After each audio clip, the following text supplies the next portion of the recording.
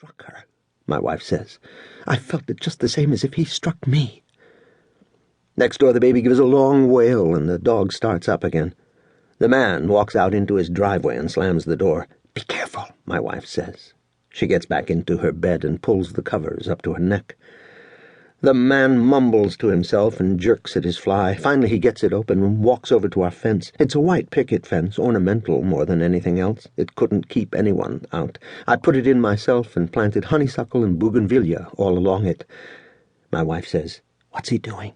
Shh, I say. He leans against the fence with one hand, and with the other he goes to the bathroom on the flowers.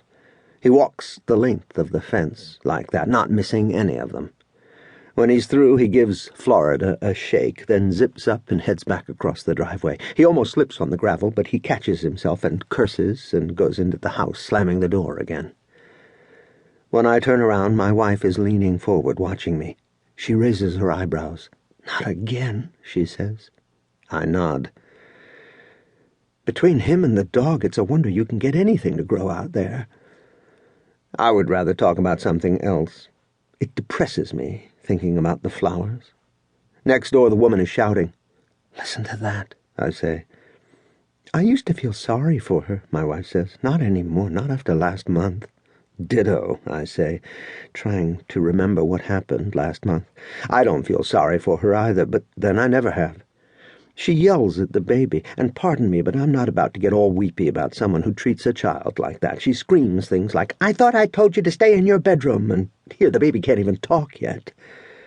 As far as her looks, I guess you would have to say she's pretty, but it won't last. She doesn't have good bone structure. She has a soft look to her, like she's never eaten anything but donuts and milkshakes. Her skin is white.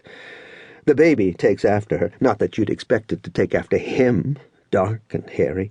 Even with his shirt on, you can tell that he has hair all over his back and on his shoulders, thick and springy like an Airedale's. Now they're all going at once over there. Plus they've got the stereo turned on full blast, one of those bands.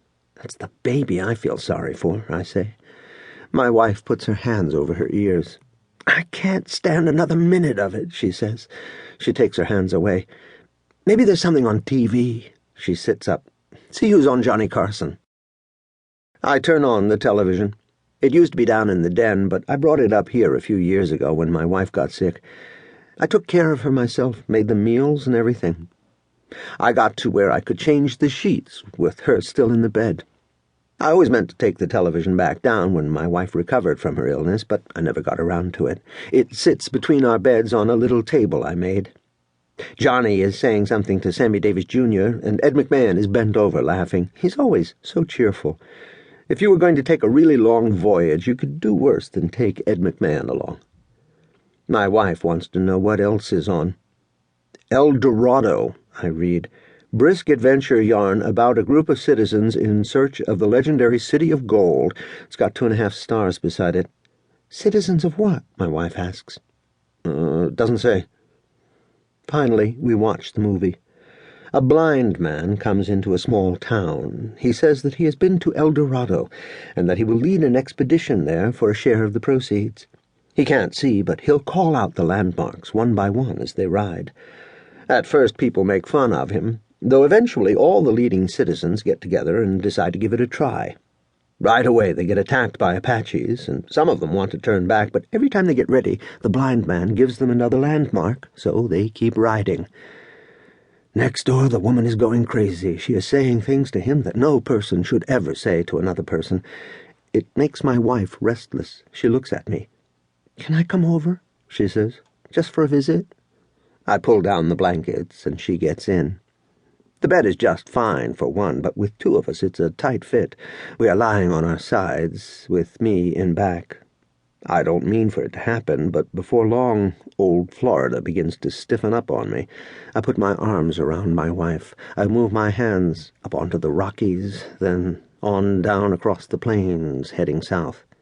Hey, she says, no geography, not tonight. I'm sorry, I say. Can I just visit? Forget it, I said I was sorry. The citizens are crossing a desert. They've just about run out of water, and their lips are cracked. Though the blind man has delivered a warning, someone drinks from a poisoned well.